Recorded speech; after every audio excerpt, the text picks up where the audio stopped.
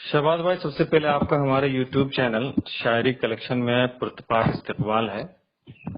जी बहुत शुक्रिया। सबसे पहले आप ये बताएं कि आम तौर पर लोग आपको शहर कलकत्ता से जानते हैं, लेकिन आप ये बताएं कि आपका आबाई वतन कहाँ है और आपके फैमिली मेंबर में कौन कौन लोग हैं। जी मेरा बचपन और यहाँ तक की जिंदगी सब कलकत्ता में ही गुजरी है, मगर दादा दादी का ताल्लुक बिहार सीतामढ़ी मोहम्मदपुर से है। किसी खास मौके से आज भी आना जाना होता रहता है। और हमारे फैमिली में वालिद हैं, वालदा हैं, एक भाई है, अहलिया है और रहमत की शक्ल में 2 बेटियां भी हैं। माशाअल्लाह। जहाँ तक मुझे पता है कि आप वालिद के साथ किसी तिजारत से जुड़े हुए थे कलकत्ता ही में, जी फिर ये अचानक नाथखानी की दुनिया में कैसे आना हुआ आपका? असल में आपने बिल्कुल सही सुना है। पहले 8 या 9 साल तक मैं बिजनेस से जुड़ा हुआ था। शुरू में 5 साल तक अपने वालिद के साथ, बाद में उनकी इजाजत से अपना खुद का कारोबार किया। और रही नाथखानी की बात, तो मुझे बचपन से ही नाथखानी से लगाव था, शौक था। कलकत्ता हमारे पड़ोस में ही एक कारी साहब है, कारी शमीम अच्छा साहब, जी। जो कभी कभी अपने साथ मिलाद में ले जाया करते थे। बाद में ये सिलसिला बढ़ता गया और मैं धीरे धीरे मशहूर होता गया। फिर अचानक एक मौका ऐसा आया कि मैं धामनगर शरीफ गया था, तो उसमें मैंने अपना नाम लिखवा दिया था। तो शेर पढ़ने का मुझे मौका आखिर में लगभग 4 बजे के करीब मिला था। उर्स तो में। उर्स में तो अच्छा। असद भाई के पढ़ने के बाद ही असद भाई को पढ़ना था, लेकिन उससे पहले दो शेर के लिए मुझे मौका मिला था। आखिर में जो 2-2 शेर करके हो जाता है टाइम कम होने की वजह से, हम्म। तो उस वक्त ही 2 शेर पढ़ने का मौका मिला था। तो मैंने 2 शेर पढ़ा था, जिसकी वजह से मेरे ख्याल से 4-5 या 6 प्रोग्राम वहीं पे मिले थे। शुरुआती दौर था, तो फिर जहाँ जहाँ वहाँ से मैं वो 4-5 प्रोग्राम या 6 प्रोग्राम जो भी था वो किया, तो वहाँ से बहुत सारे प्रोग्राम आता है और धीरे धीरे इसी तरह से मैं फैल गया। माशाल्लाह। आपसे अगला सवाल ये होगा कि इन दिनों नात खानों की एक बाढ़ सी आई हुई है, जी जी जिधर देखिए थोड़ा बहुत जिसको भी सलीका है या थोड़ी बहुत भी आवाज है, वो जी जी नात खाने की दुनिया में कूद गया। जी। तो आज की तारीख में स्टेज की दुनिया में बने रहने के लिए एक नात खान को क्या करना चाहिए?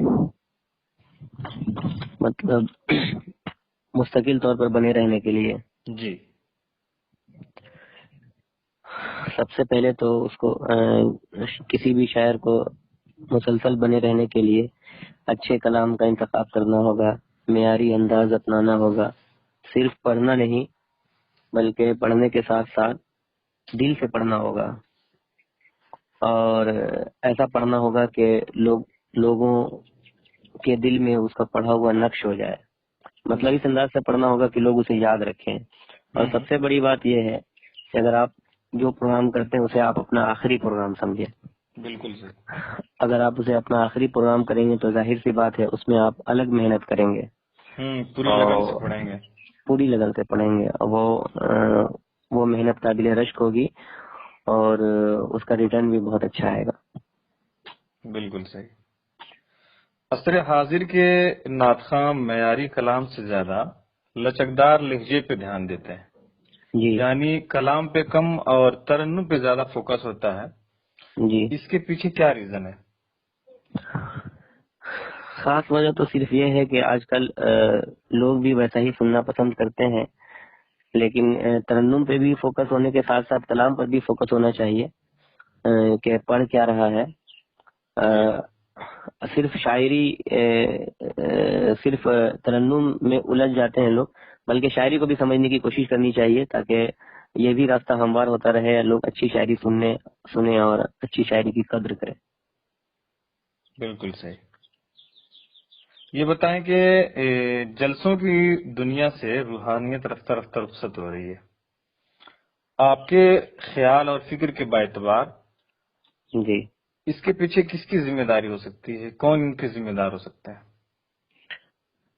जिम्मेदार तो इसके सभी हैं। रफ्ता रफ्ता रूहानियत खत्म हो रही है, इसकी खास वजह यह है कि जी। हमारे सर से अकाबिर उलमा का साया धीरे धीरे उठता जा रहा है। جب کسی محفل میں اکابر علماء کی حاضری ہوتی تھی پہلے، آپ نے بھی دیکھا ہوگا، جی تو ان کے آتے ہی پورا ماحول روحانیت کے رنگ میں رنگ جاتا تھا. بالکل صحیح. ایک خاموشی سی طاری ہو جاتی تھی، آداب گفتگو بدل جاتے تھے، اچھلنے کودنے والے لوگ بھی سنجیدگی اختیار کرتے تھے. بالکل. یہی وجہ ہے کہ روحانیت کی کمی محسوس ہوتی ہے. ہمارے سر سے اکابر علماء کا سایہ دھیرے دھیرے اٹھتا جا رہا ہے. اچھا، آپ یہ بتائیں کہ ویسے تو ہر ایک نعت خواں کے یا اور بھی لوگوں کی جو نعت خوانی کی دنیا سے تعلق نہیں رکھتے ہیں، ان کے بھی کوئی نہ کوئی پسندیدہ شاعر، پسندیدہ ثناخواں، پسندیدہ نعت خواں ہوتا ہے. تو بالکل آپ کے پسندیدہ ثناخواں کون ہے ماشاء اور ان اللہ. کو پسند کرنے کی وجہ کیا ہے؟ یہ تو صحیح بات ہے، چونکہ ہر آدمی کا اپنا کوئی نہ کوئی پسندیدہ ہوتا ہے. جی. پسندیدہ شعراء کرام کی فہرست میں دو نام ہیں، ایک ہے الحاظ حبیب اللہ فیضی صاحب ہے، جی. اور دوسرا الحاظ مبارک حسین مبارک صاحب ہے. اچھا. الحاظ حبیب اللہ فیضی صاحب کو میں اس لیے پسند کرتا ہوں کہ وہ ہمیشہ نئی چیز لانے کی کوشش کرتے ہیں، اور خاص کر کے منفرد لہجے کا خاص خیال رکھتے ہیں. دوسرا الحاج مبارک حسین مبارک صاحب، جن کو میں شروع سے پسند کرتا ہوں. اچھا. اس کی خاص وجہ یہ ہے کہ وہ نعت گو شاعر ہیں، پڑھنے کے ساتھ ساتھ لکھتے بھی ہیں، اور عمدہ لکھتے ہیں. ہاں ماشاءاللہ بہت اچھا لکھتے ہیں. اور ابتدا میں ان کا کلام میں بہت پڑھا ہوں. جیسے ہو گیا دہر میں شور صلی علی گنج اٹھا مرحبا دیکھتے دیکھتے، جی. اعلیٰ حضرت کا جو ہے دلارا، روزہ مصطفیٰ پر جھکاؤں گا میں یہ جبین عقیدت کبھی نہ کبھی. یہ سب میں ان کی اجازت سے پڑھتا تھا اور آج بھی پڑھتا ہوں. تو یہی وجہ ہے کہ یہ شعراء کرام مجھے بہت زیادہ پسندیدہ ہے. ماشاء اللہ. آپ نے محسوس کیا ہوگا ان دنوں جلسے میں ہوتا یہ ہے کہ سامعین نعت سننے کے بعد تقریر سنے بغیر ہی چلے جاتے ہیں، جبکہ ان دنوں نعت سے زیادہ تقریر اور خطابت کی ضرورت ہے تاکہ قوم کی اصلاح ہو سکے. تو وہ کیا طریقہ اپنا جائے، کیا کیا جائے کہ سامعین خطابت سننے کے بعد ہی جائیں جلسے سے؟ یہ تو بہت بڑا مسئلہ آج کل کھڑا ہو گیا ہے.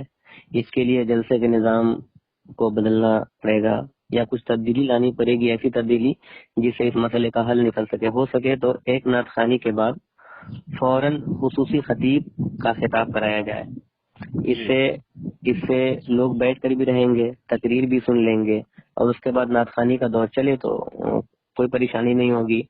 اگر شروع میں بھی تقریر کروا دیا جائے تو اچھا رہے گا، مکمل لوگ رہیں گے اور تقریر کا جو پیغام ہے وہ ان تک آسانی سے پہنچ سکتا ہے، بلکہ کثیر تعداد میں لوگ سن سکتے ہیں. بالکل صحیح. میں امید کرتا ہوں کہ آپ کا یہ جواب جلسہ جو کراتے ہیں، جلسہ کمیٹی کے جو صدر ہوتے ہیں، ان کے دماغ میں یہ بات اثر کرے اور آنے والے وقتوں میں جلسوں کا نظام بدلا جائے. جی. آخری سوال سے پہلے ہم یہ چاہیں گے آپ سے کہ آپ ہی کے پسندیدہ کلام، جو آپ نے آج تک جو کلام پڑھے ہیں، انہی میں سے جو آپ کو جو پسند ہو آپ کا کلام، اس کی 2-3 شعر سنا دیں آپ ہمارے سامعین کے لیے. اچھا، درود پاک پڑھنے اللہم صلی علی محمد صلی اللہ تعالی علیہ وسلم. ایک نعت شریف میں آپ کو سنا رہا ہوں، ملاحظہ فرمائے. جی سنائیں.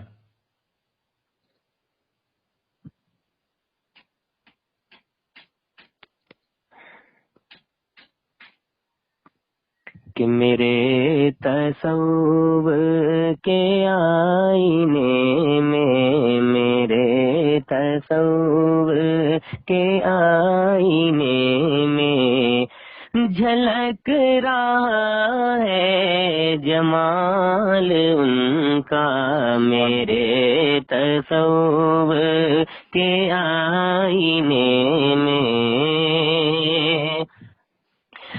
میرے تصور کے آئینے میں جھلک رہا ہے جمال ان کا، میرے تصور کے آئینے میں جھلک رہا ہے جمال ان کا، میرے گناہوں کو دھو رہا ہے، میرے گناہوں کو دھو رہا ہے، قدم قدم پر خیال ان کا، میرے گناہوں۔ اور اسی شعر کے لیے میں اس کلام کا انتخاب کیا ہوں، ملاحظہ فرمائے جی ارشاد سنائیں۔ کہ مہکنے لگتے ہیں باغ میں گل، تڑپنے لگتی ہے سن کے بلبل، مہکنے لگتے ہیں باغ میں گل، تڑپنے لگتی ہے سن کے بلبل، اذان دیتا ہے اس ادا سے، اذان دیتا ہے اس ادا سے، قسم خدا کی بلال تیرا اذان دیتا ہے اس ادا سے، قسم خدا کی بلال تیرا، میرے گناہوں۔ بہت اچھا، سبحان اللہ۔ جاتے جاتے آپ سے آخری سوال یہ ہوگا کہ ہمارے یوٹیوب چینل شاعری کلیکشن سے کے پلیٹ فارم سے سامعین بالخصوص نئی نسل کے جو نعت خواں ہیں ان کے لیے کیا پیغام دینا چاہیں گے آپ؟ ماشاء اللہ، یہ تو بہت اچھا سوال ہے۔ سب سے پہلے تو میں یہ کہوں گا کہ شاعری کلیکشن کو بھی جتنے لوگ سن رہے ہیں وہ لوگ سبسکرائب کر دیں تاکہ آپ کی بھی حوصلہ افزائی ہو جائے اور ایک نئے کام کا آغاز ہو۔ جی۔ اور نئی نسل کے تعلق سے یہ بہت اچھا سوال آپ نے کیا ہے۔ شروعاتی دور میں اکثر لوگ اپنے بڑوں کا کلام ہی پڑھتے ہیں، میں نے بھی پڑھا ہے، بالکل بالکل، مگر اسی دوران اللہ نے جنہیں بلند فکر عطا کی ہے اور سوچ و فکر سے نوازا ہے، غور و فکر سے نوازا ہے، وہ لوگ اپنے بڑوں کا کلام پڑھتے پڑھتے اپنا کلام لانے کی تیاری کرتے ہیں، کیونکہ شاعر کی جو پہچان ہوتی ہے وہ اس کے کلام سے ہی ہوتی ہے۔ بالکل صحیح۔ اس لیے میں نئی نسل کے تمام معزز شعراء کرام سے یہی کہوں گا کہ آپ جو پڑھتے ہیں اس کے پڑھتے پڑھتے آپ اپنا بھی کلام تیار کریں اور تاکہ آپ کو بھی پہچانا جا سکے۔ بالکل صحیح۔ شہباز بھائی، آپ نے ہمارے لیے، ہمارے چینل کے لیے اتنا قیمتی وقت نکالا، اس کے لیے ہم شکر گزار ہیں۔